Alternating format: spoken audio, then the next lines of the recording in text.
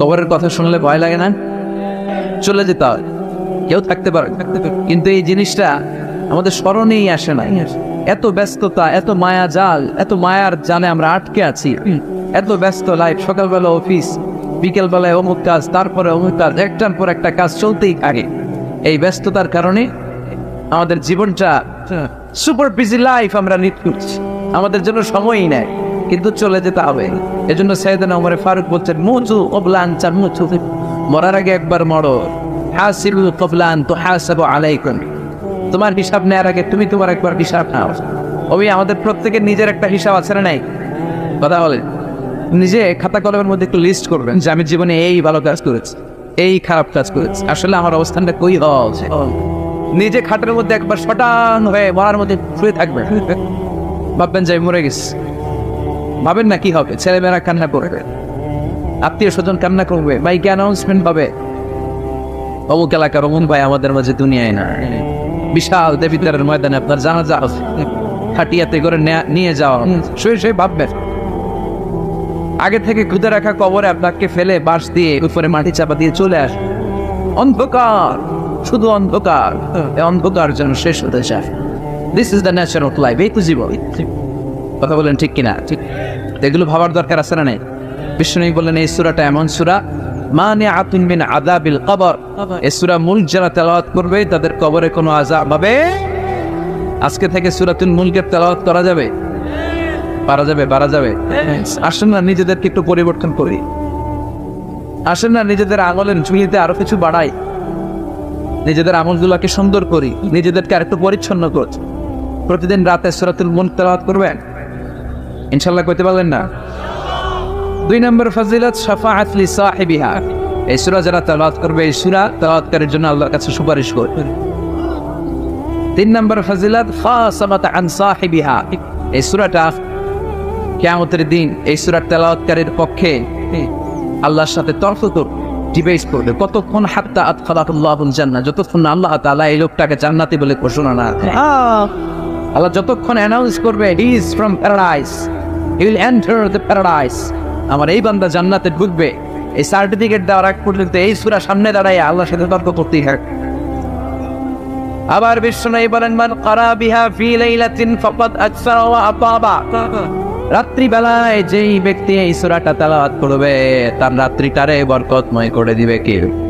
এজন্য বিশ্বনবী বলতেন, আমি চাই আমার প্রতিটা উম্মতের হৃদয়ে এই সূরাটা গাঁথা থাক। আমার নবী চাইতেন আমাদের অন্তরে যেন এই সূরাটা মুখস্থ থাকে। আমরা চাই না? 30 মাত্র আয়াত, কয়াত, সবাই বলেন কয়াত। প্রতিদিন এক আয়াত মুখস্থ করলে আমাদের পুরো সূরাটা মুখস্থ করতে লাগবে কয়দিন? 30 দিন। 1 মাসের চেষ্টায় সূরাটা মুখস্থ করা যাবে না? দেবিদ্বারের ভাইরা করা যাবে? আওয়াজ করে পড়েন ইনশাআল্লাহ। এই সূরার মাহাত্ম্য হচ্ছে, এই সূরা আপনার দৃষ্টিভঙ্গিকে চেঞ্জ করবে, আপনার চিন্তার জগতে আন্দোলন তৈরি করবে, আপনার চোখকে খুলে দিবে, আপনার ঘুমন্ত বিবেককে জাগিয়ে দিবে। বিশেষ করে যারা স্রষ্টা নিয়ে সন্দেহে থাকে তাদের জন্য এটার ভিতরে ডোজ আছে, মেডিসিন আছে। ইয়াং ছেলে পেলে অনেকে আমাদের প্রশ্ন করে, হুজুর আল্লাহর নিয়ে অনেক প্রশ্ন জাগে, স্রষ্টার অস্তিত্ব নিয়ে, আখিরাত নিয়ে, কবরের জীবন নিয়ে আমাদের প্রশ্নের অভাব নাই, কারণ নাস্তিকবাদের ছড়াছড়ি আশেপাশে আছে না নাই? ইয়াং যারা আছে তোমাদেরকে একটা বই পড়ার সাজেস্ট আজকে আমি করে যাই। বইটার নাম অনেকে জানে, প্যারাডক্সিক্যাল সাজিদ। কি নাম? লেখক হচ্ছে আরিফ আজাদ। লেখক কে? আরিফ আজাদ। বইটার নাম প্যারাডক্সিক্যাল সাজিদ। গত 21শে বই মেলায় এটা একটা বেস্ট সেলার হয়েছিল, এজন্য নাস্তিকদের মাথা গরম। কথা বলে এই বছর সে আরেকটা বের করছে, প্যারাডক্সিক্যাল সাজিদ 2। এটা গতকাল থেকে বই মেলায় পাওয়া যাচ্ছে, 21শে বই মেলায়। এই প্যারাডক্সিক্যাল সাজিদ 1, প্যারাডক্সিক্যাল সাজিদ 2 প্রতিটা যুবকের সাথে সাথে রাখার দরকার। ঠিক কিনা? It's an eye opener for you. এই সূরাটা আপনাদের জন্য আই ওপেনার, চোখ খুলে দিবে। একটু চিন্তা করলেই বুঝবেন যে নাস্তিকদের যুক্তিগুলো খুবই হালকা। ওরা স্রষ্টাকে মানতে চায় না, আল্লাহরে মানতে চায় না। এর কারণ ওরা বলে আনসিন ইজ নাথিং, যেটারে দেখি না ওইটা মানি না। নাজমিল্লাহ করবেন না? কিন্তু ওরা ওদের জীবনে অনেক কিছু দেখে নাই, ওরা মানে না। কথা কন। আচ্ছা, আপনি আপনার জীবনে সরাসরি চোখ দিয়ে আমেরিকা দেখছেন? কথা কন। তা আমেরিকা যা আছে মানেন না? যারা এখনো হজে যান নাই, হজে যারা এখনো যান নাই, কাবা ঘর নিজ চোখে সরাসরি দেখছেন?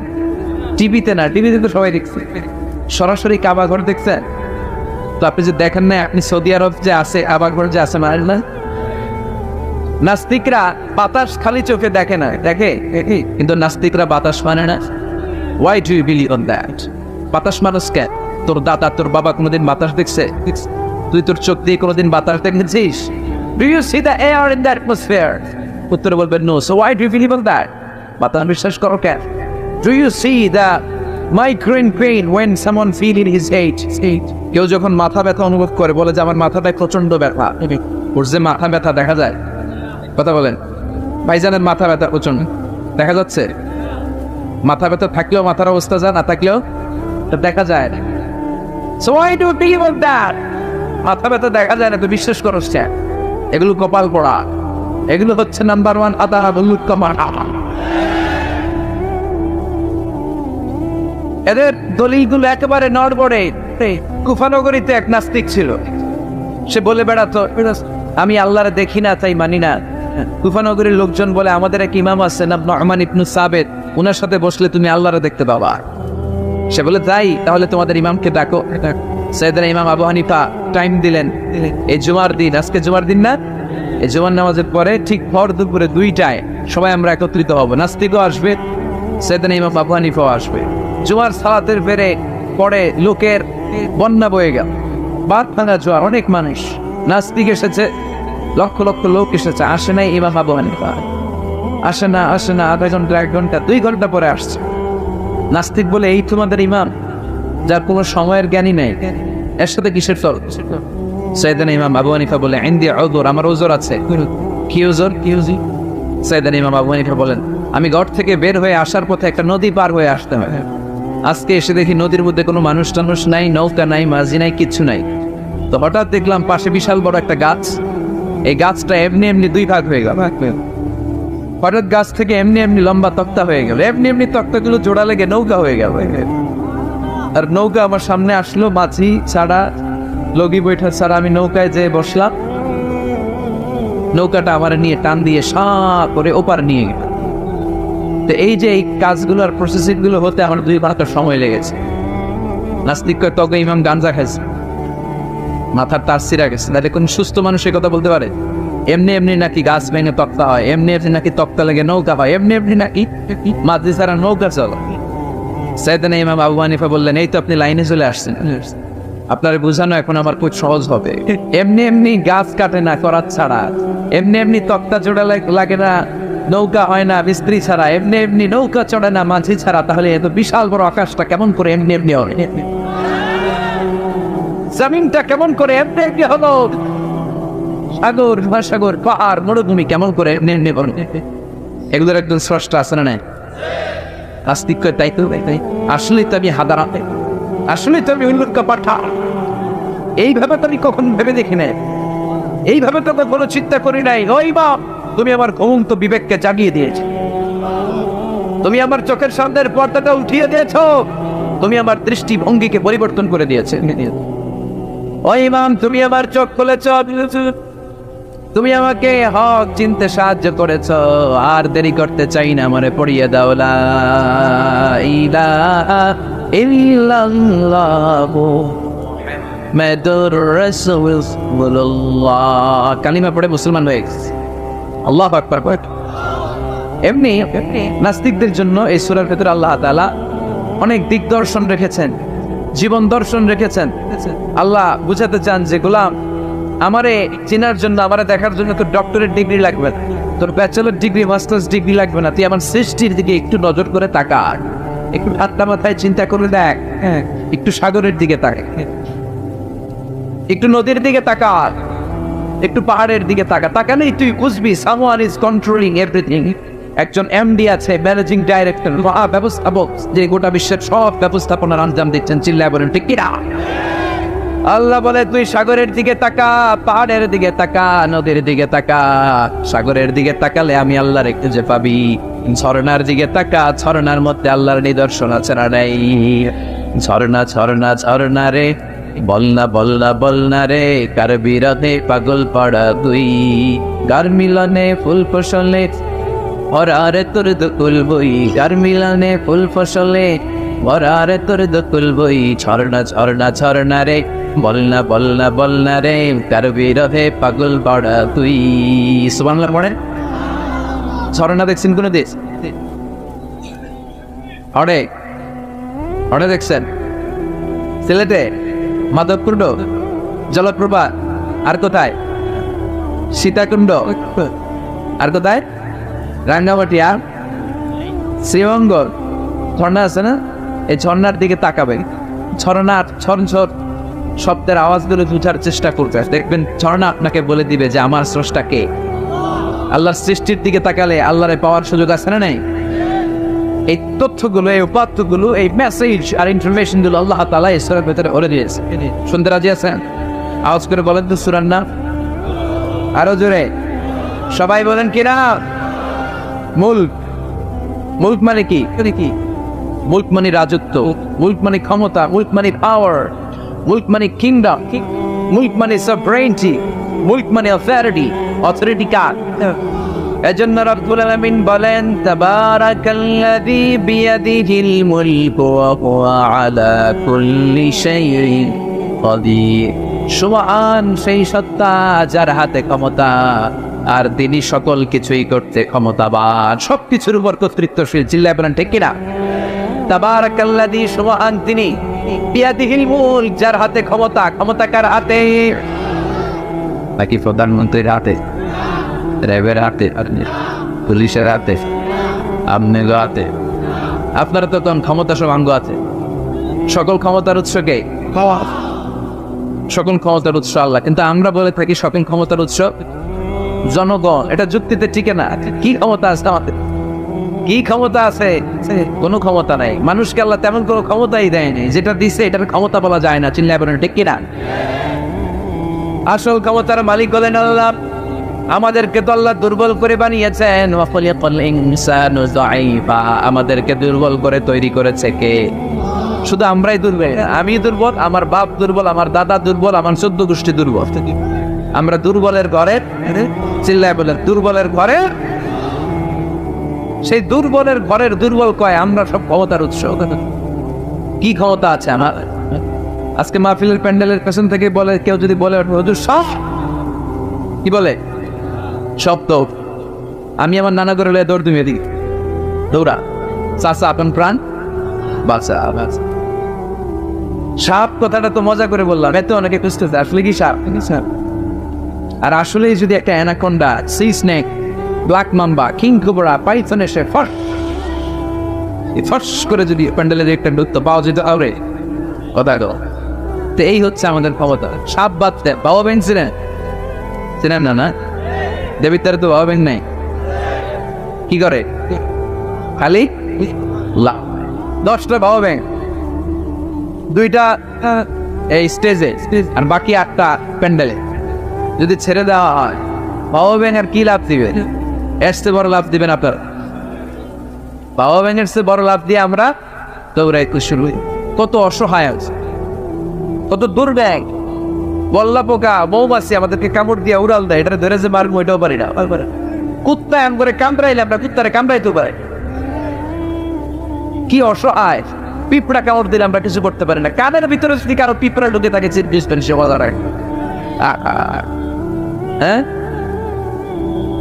বাঁচার কোনো সুযোগ নাই, কোনো ক্ষমতাই নাই। এরপরে আমরা বলি সব ক্ষমতার মালিক। দেখবেন যাদের ডায়রিয়া হয় আর 5-7 বার টয়লেটে গেছে, এর চেহারার দিকে তাকানো যায় না। বৈশা গেছে, বৈশা যান।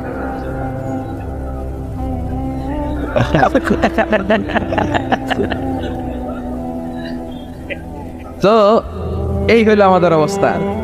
5-6 বার টয়লেটে গেলে আর পরে দইরা দাঁড় করানো যায় না। গায়ে মরে যাইও, আরে সবাই মাফ করে দেন, আই আর হাইতেন না,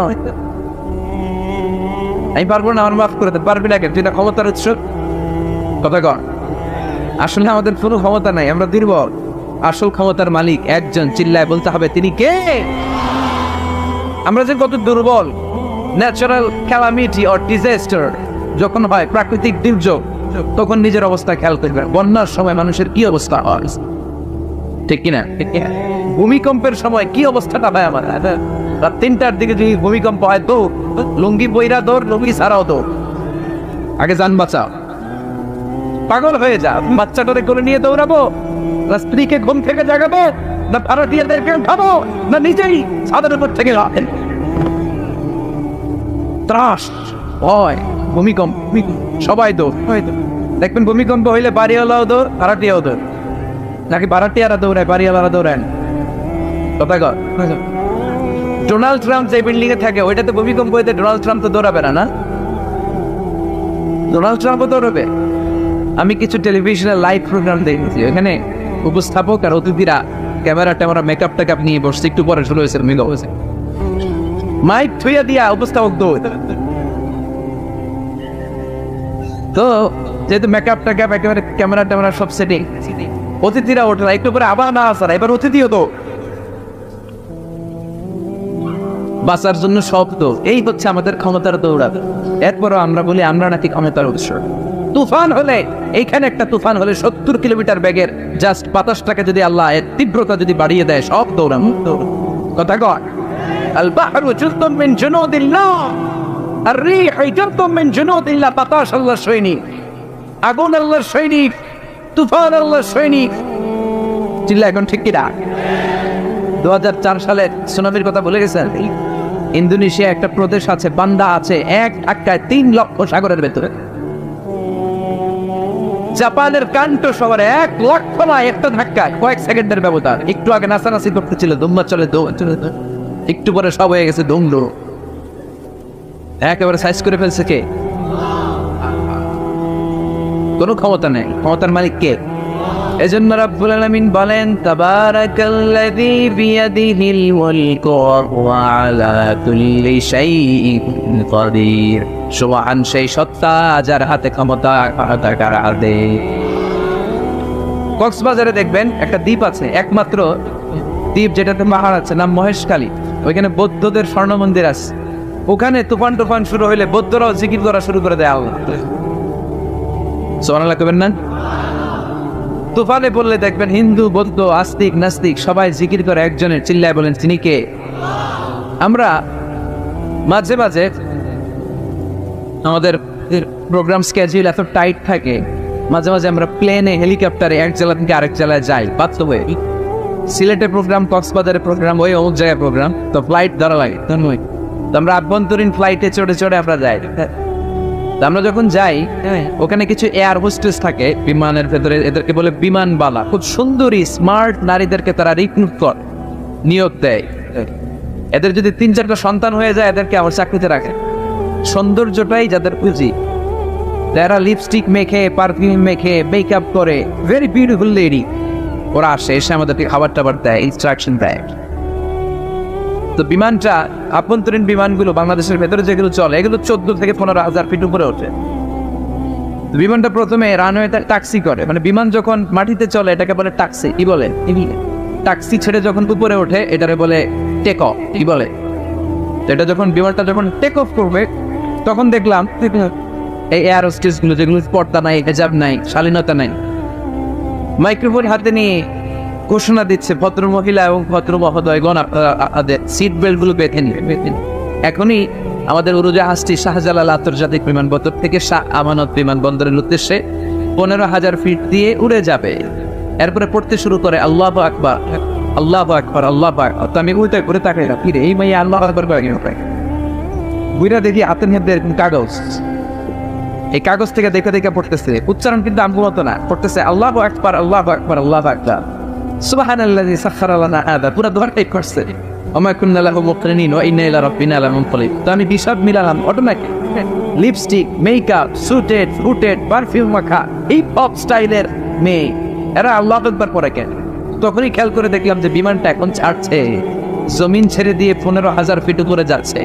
ওরা খুব ভালো করেই টের পায়, এই 15,000 ফিট উপরে যখন বিমান থাকবে, ওরে বাঁচানোর কেউ না, ওকে রক্ষা করার কেউ নাই, তখন ওর কোনো পাওয়ার নাই, কোনো ক্ষমতা নাই। চিল্লায় বলেন ঠিক কিনা? এখন কোনো সিকিউরিটি নাই। কি দুর্বল মানুষ! বিমান বাঁকা হয়ে গেলে সবাই চিল্লায় বাঁচাও। যদি জিজ্ঞেস করেন কে বাঁচাবে, বলবে হুজুর আপনি বাঁচান। আছে না নাই? দুর্বল। আসল ক্ষমতার মালিক হলো একজন, চিৎকার করে বলতে হবে তিনি কে। এজন্য রব্বুল আলামিন বলেন তাবারাকাল্লাযী বিয়াদিহিল মুলকু ওয়া হুয়া আলা কুল্লি শাইইন কাদির। সুবহান সেই সত্তা যার হাতে ক্ষমতা কার হাতে। আমাদেরকে আল্লাহ ক্ষমতা দিয়েছেন ঠিক, এটা সাময়িক, লিমিটেড, তবে আনলিমিটেড ক্ষমতার মালিক কে? এই যে আমাদের মাননীয় প্রধানমন্ত্রী শেখ হাসিনা নতুন টার্মের জন্য আসছে না? কয় বছর? 5। কোন দেশে আসে 10 বছর, কোন দেশে 15 বছর। তো এই যে আল্লাহ ক্ষমতার চেয়ারে বসে, আল্লাহ আসছে কয় বছর? ম্যান কথা বলেন, 50 বছর, 100? হ্যাঁ, কয়দিন থাকবে উনি? আজীবন। রব্বুল আলামিন বলেন হুয়াল আউয়াল ওয়াল আখির ওয়াল যাহির ওয়াল বাতিন ওয়া হুয়া বিকুল্লি শাইইন আলিম। আল্লাহ বলে আমি প্রথম, আমার আগে কেউ নাই, ঠিক কি না? ওয়াল আউয়াল ওয়াল আখির, আমি শেষ, আমার পরে কেউ নেই। আমি প্রকাশ্য, আমি গোপন, সূচনাহীন, অতীতকাল থেকে আমি আল্লাহ ক্ষমতার চেয়ারে বসা, সীমাহীন, ভবিষ্যৎহীন, শেষহীন, ভবিষ্যৎ পর্যন্ত ক্ষমতার চেয়ারে বসে থাকবে কে?